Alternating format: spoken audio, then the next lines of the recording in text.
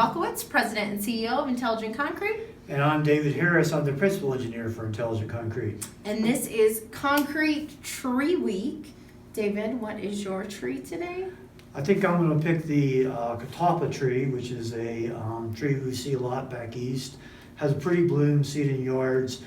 Unfortunately, it grows like bamboo. It has a hollow center. It doesn't have a lot of structural or industrial value. It's pretty much ornamental.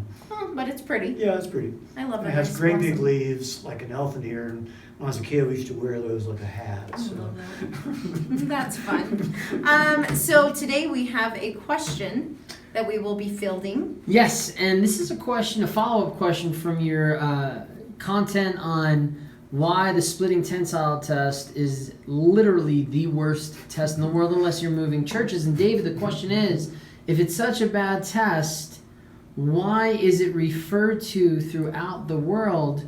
Case in point, ACI 318, our building code, it's referred to many times for design of concrete structures. Well, I guess in defense of having data, it's better to have some data than to have no data. And so it gives some reference to the compressive strength as a percentage and things like that. There's a tremendous amount of data available for that test. It has a lot of history and a lot of people have used it. We saw the foundation paper from Professor Jerome Raphael where he had gathered more than 10,000 tests from the pavement industry and compared those to compression and came up with relationships between compression and tension. But again, I think you have to use these, and I think it's been used without failures in design. When we've used those values and we've designed things, they haven't fallen down and collapsed. So there's been some confidence gained by using the values from the test. But again, I think it's really important to use the appropriate stress condition and to use the appropriate case-by-case conditions. So if we're going to build a building, it's important that we know what concrete we're putting in, what its actual properties are, both in compression. And if we're going to design beams, which are common in buildings, or we're going to design pavements, then we should use the right stress condition. We should use a flex test for that and use the appropriate stress conditions for the conditions we're going to see in the field. Sure. So, Whitney, why do you think laboratory people like it? Well, laboratory people, I mean, it's a relatively straightforward test to run. I mean, you use a cylinder. It's not like a flex test where you have like a 90,000-pound beam that you've got to shove into a compression machine. You have a 4x8. So it's a relatively easy test to complete. You know, it takes a couple of minutes once you have your jig set up and the whole bit.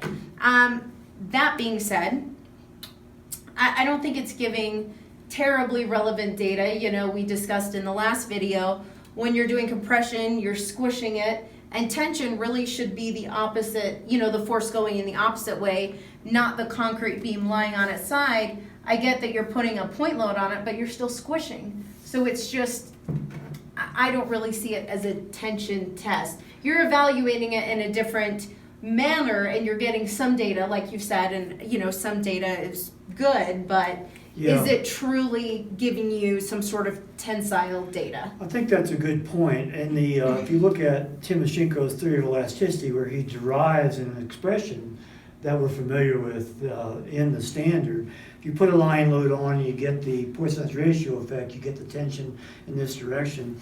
If you're in a pure elastic state, that derivation holds. The test, however, uses a wide strip, so it has a distributed load, and we know for a fact that we get these shear zones and a tension zone and shear zones, and so it's a combined stress state into failure. Right. So, as you say, it's kind of a mixed bag in terms of comparing it to a real case. Sure.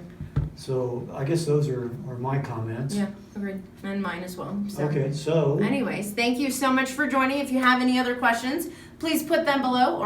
Go ahead and like, subscribe, ding that bell for notifications. Go Concrete! and let's beat that asphalt.